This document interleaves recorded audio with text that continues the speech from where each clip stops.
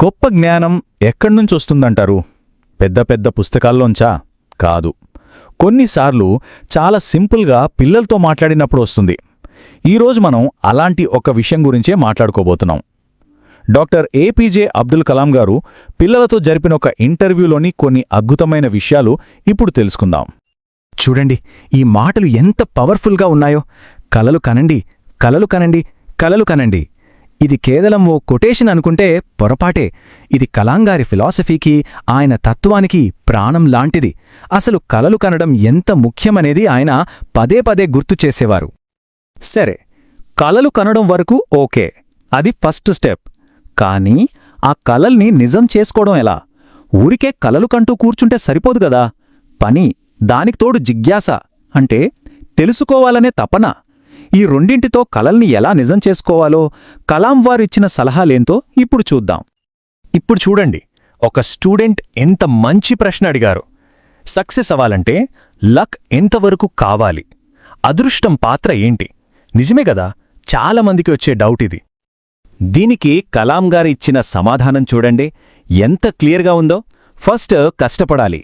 కష్టపడి పనిచేసేవాళ్లకే అదృష్టం కూడా సపోర్ట్ చేస్తుంది. అంతేగాని ఏమీ చెయ్యకుండా లక్క కలిసి రావాలంటే ఎలా? విజయం అనేది ఓవర్నైట్లో వచ్చేసేది కాదు, అది మనం పడిన కష్టానికి దక్కే ప్రతిఫలం. ఓకే, కష్టపడడం గురించి అర్థమైంది. మరి సైంటిఫిక్ టెంపర్ సంగతేంటి? అంటే శాస్త్రీయంగా ఆలోచించటం. దానికి సంబంధించి పిల్లలు ఒక ఫన్నీ క్వశ్చన్ అడిగారు. అసలు ఈ ప్రపంచంలో ఫస్ట్ సైంటిస్ట్ ఎవరు అని. భలే ఉంది గదా ప్రశ్న. దీనికి కలాం గారు ఏం చెప్పారో చూద్దాం రండి. వావ్, కలాం గారి ఆలోచనా విధానం ఎంత బావుందో కదా. ఆయనేమన్నారంటే, మొదటి సైంటిస్ట్ ఎవరో కాదు, ఒక చిన్న పిల్లాడే అట. ఎందుకంటే పిల్లల దగ్గర ఎప్పుడు ప్రశ్నలు రెడీగా ఉంటాయి. వాళ్ళ ప్రశ్నలకు అంతముండదు. అసలు సైన్స్కి పునాదే ఆ ప్రశ్నలు కదా. అయితే ఇది ఆయన ఊరికే చెప్పిన మాట కాదు, ఏదో థీరీలా చెప్పేలేదు. ఇది ఆయన లైఫ్లో స్వయంగా ఎక్స్పీరియన్స్ చేసిన నిజం. ఆయన చెప్పిన ఆ మాటల వెనుక ఆయన చిన్ననాటి అనుభవాలే ఉన్నాయి. ఈ సంఘటన ఆయన 5వ తరగతిలో ఉన్నప్పుడు జరిగిందట. వాళ్ల టీచర్ శ్రీ శివసుబ్రహ్మణ్య అయ్యర్ గారు పక్షులు ఎలా ఎగురుతాయో చూపించడానికి క్లాస్ మొత్తాన్ని రామేశ్వరం బీచ్కి తీసుకెళ్లారు. ఆ రోజు ఆయన చూసిన ఆ దృశ్యం, అది తన మనసులో అంత బలంగా నాటుకుపోయిందట. అప్పుడే సైన్స్ చదవాలనే ఇన్స్పిరేషన్ వచ్చిందని కలాం గారే చెప్పారు. ఓకే, సక్సెస్, సైన్స్, వీటి గురించి తెలుసుకున్నాం, బావుంది. కానీ వీటన్నిటికంటే ముఖ్యమైందేంటి? ఒక మంచి మనిషిగా ఉండటం. మరి కలాం గారి దృష్టిలో ఒక మంచి మనిషికి ఉండాల్సిన లక్షణాలేంటి?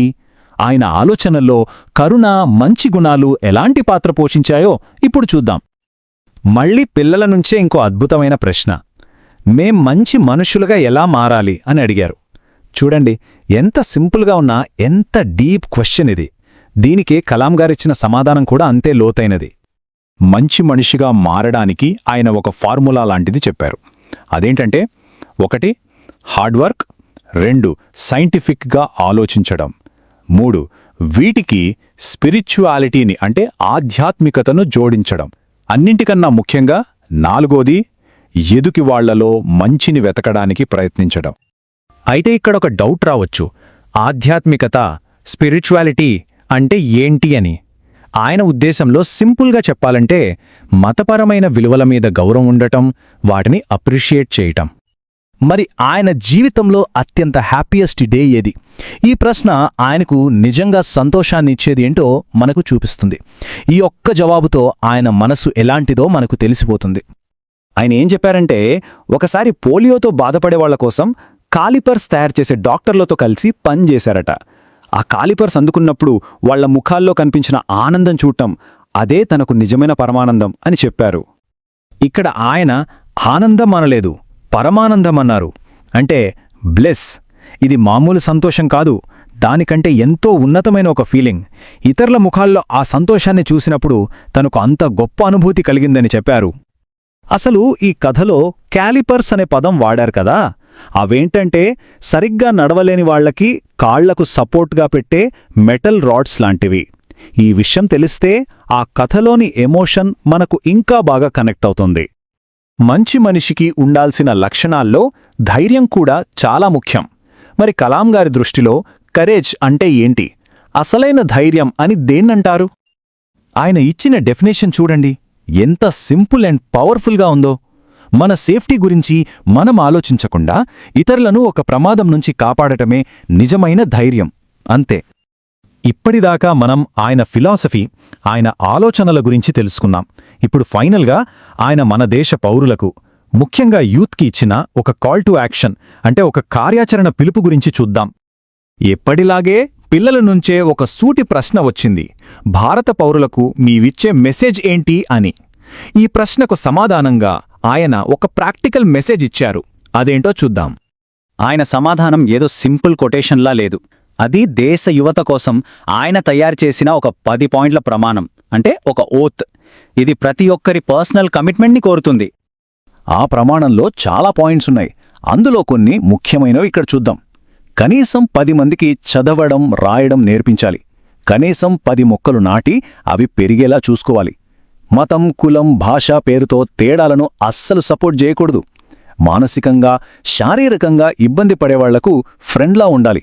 మన దేశం, మన వాళ్లు సాధించిన విజయాన్ని గర్వంగా సెలబ్రేట్ చేసుకోవాలి. చూశారా, ఇవన్నీ ఎంత ప్రాక్టికల్గా ఉన్నాయో? ఇవన్నీ మనం కూడా చేయగలిగే పనులే కదా. నిజంగా కలాం గారి మాటలు వింటుంటే ఎంత ఇన్స్పిరేషన్ వస్తుందో కదా. ఆయన మనకొక దారి చూపించారు.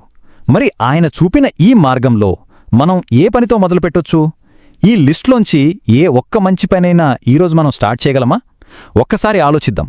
ఈ వీడియో మీకు నచ్చినట్లయితే లైక్ చేయండి, షేర్ చేయండి, కామెంట్ చేయండి, అలాగే మన ఛానల్ని సబ్స్క్రైబ్ చేయండి. Thanks for watching.